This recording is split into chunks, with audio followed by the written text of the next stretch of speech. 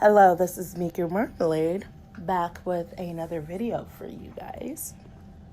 And today I'm actually going to talk about my random thoughts about the Nintendo Joy-Con drift and the lawsuit that exists, or the class action lawsuits, whatever that is.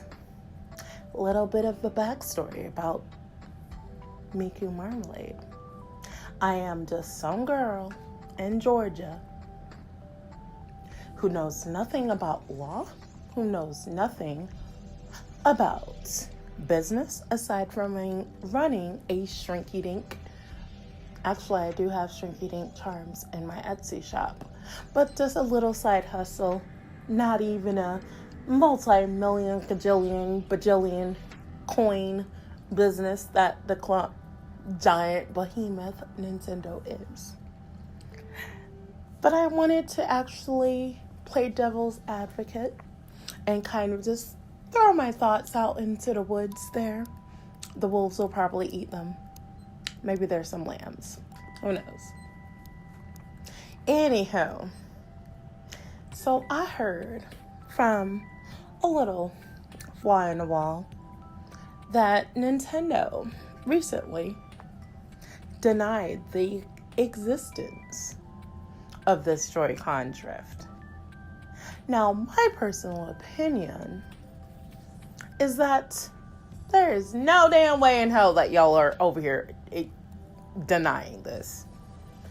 I know that there is whoever's executives, whoever put this statement out, probably has a Nintendo Switch that has a Joy-Con drift. There's no way you could tell me they don't believe that. I think that those words that came out of their mouth, they probably don't believe. Now, the consumer in me who just bought a Nintendo Switch years ago, first year, Christmas, holiday, I treated myself, bought a Switch for myself. The consumer side of me would look at it and say, well, duh, you sold a faulty product. And we're not talking about a cheap product. This Nintendo Switch was a $300 console. So you can't just tell me that one of the biggest aspects is just some faulty thing and just deal with it. Or it's out of my warranty. Or you just have to blow a little bit, put alcohol in it. Oh no, that's faulty. I should not have to pay for the service, which they did offer that free repair, but he shouldn't have sold it to me in the first place. And not only that, but this is something that is actually happening with newer generation consoles. So it's not even that I just bought the earliest prototype and they fixed it later on down the line. So that's my thoughts as a consumer. Now, from a Nintendo business point, I think that perception is very important. Perception is very much critical. I think that perception to the general public, in fact, probably matters more than telling the truth, which might sound a little weird. Let me explain.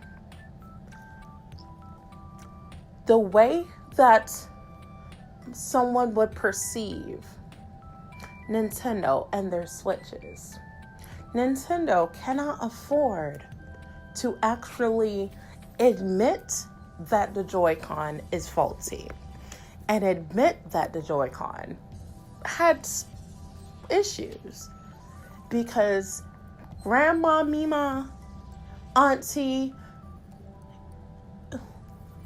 over here, who's about to buy her nephew, who keeps telling her about this Nintendo Switch, sees on her local television news while she's making her morning coffee. She sees the news anchor lady go, the Nintendo Switch has actually admitted that the Nintendo Joy-Con drift is actually a thing. Nintendo stocks are plummeting. And Mima is over here thinking, this thing costs $300. Little Billy, I can't spend my hard-earned $300 on this. That doesn't make sense. I'll go and get him, what are those station playthings instead? I'm sure it's the same thing. He'll be okay. Kids these days, they just like to be in front of the TV anyway. So, Nintendo can't just go out and say, oh my gosh, yeah, we definitely goofed. I don't think it's right, and I don't think as a consumer that it's fair. But I do think that the way that people perceive it, the issue itself, is a very thin line. It's a very, very thin line.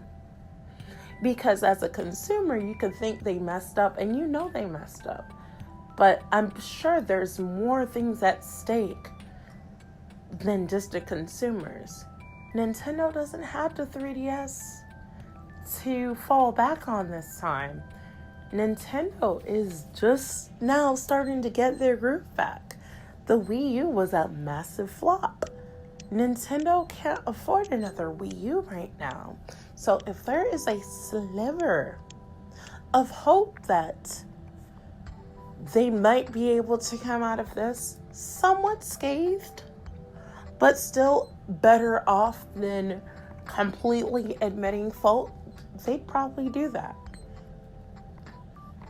But that is just my little Mika Marmalade's thought. Little Peach in Georgia who knows nothing about law, lawsuits, and none of that.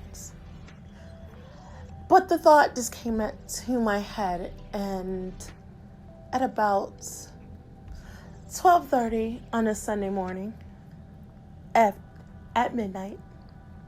So I thought I'd just record my thoughts about this. I will see you next week. If you have any thoughts, I would love to hear them in the comments. Until next time.